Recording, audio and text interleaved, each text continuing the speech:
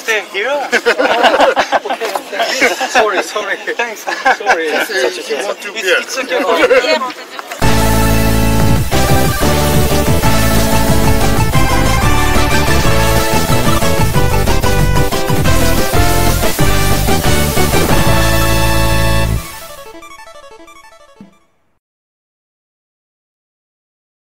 Salut à tous. Alors aujourd'hui, bienvenue dans cette nouvelle vidéo. Salut Vania. Salut Nico, bonjour tout le monde. Alors aujourd'hui, on va revenir sur Comics Games 2, où on a eu la chance, l'honneur même, de pouvoir réaliser notre première interview d'Hiroshi Tokoro, qui interprétait... Jiban. Il est parti, il chante. Et Seko Senu qui jouait... Metal Gear. Deux séries emblématiques du Club Dorothée, ne l'oublions pas. Voilà donc notre première interview donc, que nous avons réalisée. Eh bien c'était en fait le samedi. Donc on vous avait fait une interview exclusive qui était dans le book. Et en fait on a eu la chance et l'honneur de pouvoir le samedi interviewer les deux acteurs en exclusivité européenne. Donc on était vraiment les premiers à faire l'interview, donc c'est vraiment cool quoi. Voilà, bon, rien d'autre à ajouter, hein, à part, bah, on va les regarder tout simplement. On va lancer la vidéo et bah écoutez, prenez du plaisir. Ciao, à tout de suite tout le monde. Alors, merci d'avoir accepté de répondre à nos questions pour notre petit magazine.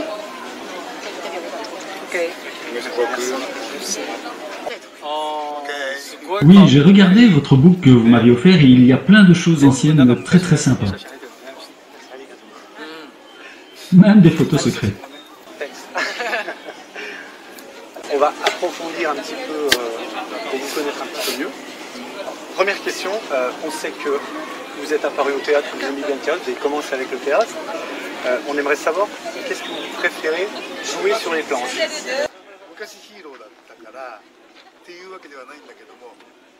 J'aime plutôt faire les personnages méchants. En fait, j'aime ces personnages car ils sont beaucoup plus intéressants, car souvent ils ont de bonnes raisons d'agir comme ça, comme dans par exemple Le Parrain. On voulait revenir sur Metal Gear, le casting. On voulait savoir en combien de temps vous aviez pour apprendre le texte, une fois que vous avez le texte en main, avant le tournage.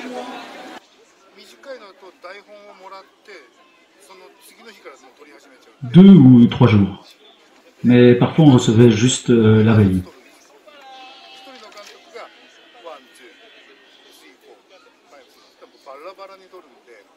On tournait les épisodes 2 par 2 et surtout dans le désordre, donc je ne suivais pas vraiment l'histoire.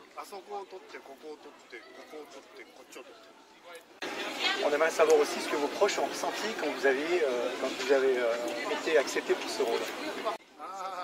Ils ont ri, ils ont bien rigolé. Ils étaient très contents, comme mes amis qui adoraient ce genre de série à la Kamen Rider. Et devenir moi-même un héros était incroyable et ça les faisait beaucoup rire.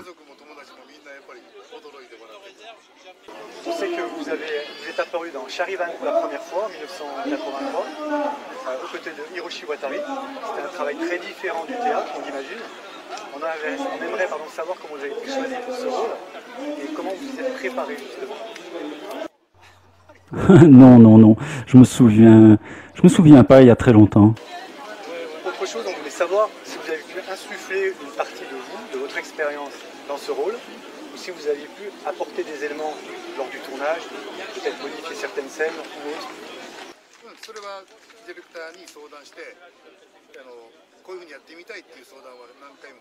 Oui, cela m'arrivait souvent de discuter avec le réalisateur pour proposer des choses, comme par exemple faire des mouvements saccadés pour Metal Gear.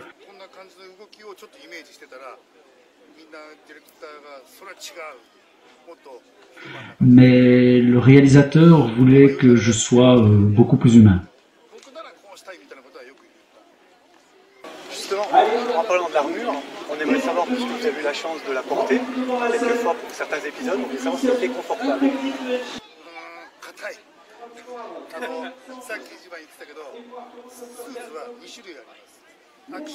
Il y avait 2 sortes d'armures, une rigide pour les prises de vue et une beaucoup plus souple pour les scènes d'action.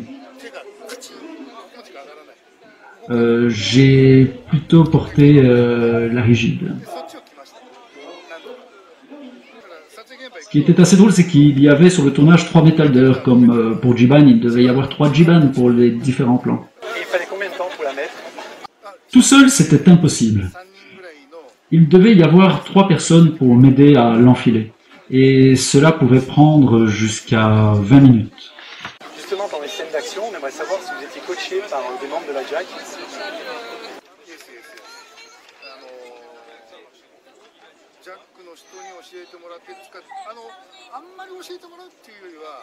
Oui, bien sûr, mais c'était beaucoup plus pour des conseils.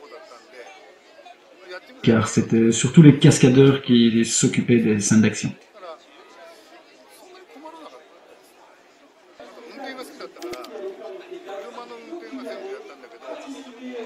J'aimais bien, en tout cas, conduire les voitures, mais parfois ça faisait peur, car ça se bousculait dans tous les sens.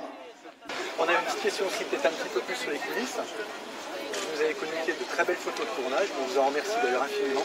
On voit une bel esprit de camaraderie en fait, pendant justement dans les coulisses. On aimerait savoir en fait comment ça se passait, si vous avez gardé contact avec toute cette équipe. Oui, j'ai encore des contacts réguliers. Pas avec tout le monde, mais pendant un an, on a passé, vous savez, tous les jours ensemble, du matin au soir. Et le dernier jour, nous avons vraiment tous pleuré. Vous pouvez revenir sur la relation que vous aviez avec Mayumi, la petite Mayumi dans la série. Vous étiez très proche d'elle. Vos scènes sont très touchantes. Et on aimerait savoir si vous l'avez aidé justement dans l'apprentissage de son métier. Non, elle travaillait déjà étant très petite, donc je n'avais rien à lui apprendre. On sait qu'elle a quelques soucis de santé, on sait qu'elle va beaucoup mieux aujourd'hui. On aimerait savoir si vous êtes toujours en contact avec elle, si elle va bien. Oui, très bien, merci. Très bien. On aimerait aussi savoir si vous participez aux animations lors des week-ends ou au temps libre. Vous n'en avez pas beaucoup sur le tournage. Des animations promotionnelles pour la série. Oui, j'ai fait ça 2-3 fois dans des parcs d'attractions. Sur Métadère, on voulait savoir, chez nous, la série elle est connue comme elle est perçue plutôt comme une série très humaniste, écologique, très différente de ce système de Tokusatsu. On voulait savoir si au moment du tournage, vous avez conscience de tourner dans une série très différente du standard de l'époque. En effet, c'était un show où le personnage grandissait en même temps que les enfants. Je pensais que ce serait peut-être difficile pour les enfants de tout comprendre.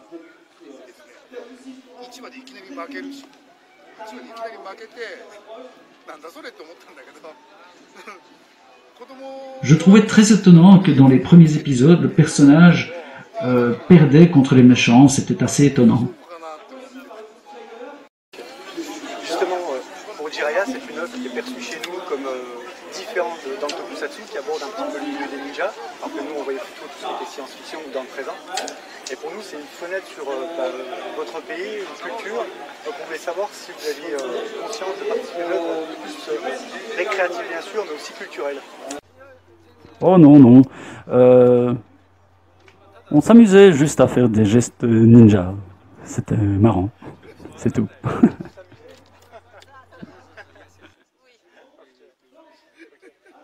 Avec la mode des reboots, les adaptations des nouvelles du jour, vous aimeriez reprendre votre rôle de Métadère si l'occasion se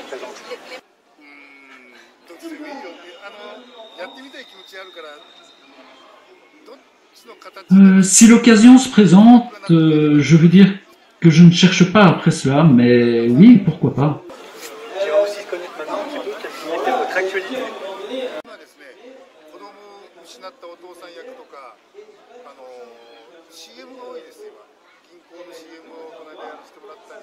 Récemment, j'ai fait beaucoup de publicité pour des banques ou dans des petites séries et dramas.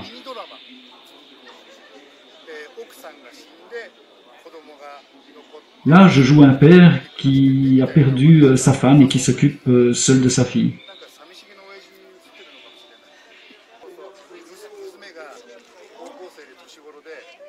La fille est au lycée, une ado rebelle, et lui, il doit continuer à faire des bento, et il doit survivre à ça.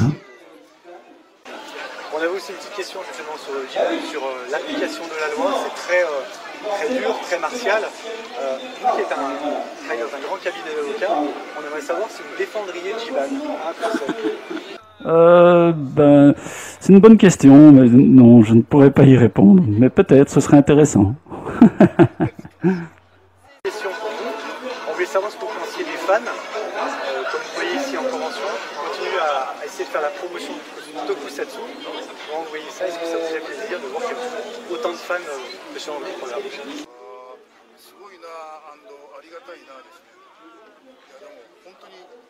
C'est vraiment impressionnant, surprenant. Alors que cela fait plus de 30 ans et c'est grâce à vous que je peux venir en France en convention. On voulait vous remercier vraiment déjà d'être là. Et puis merci surtout pour la confiance que vous nous avez accordée, pour la petite interview, pour le petit hors-série qu'on vous a consacré. On vous remercie vraiment infiniment.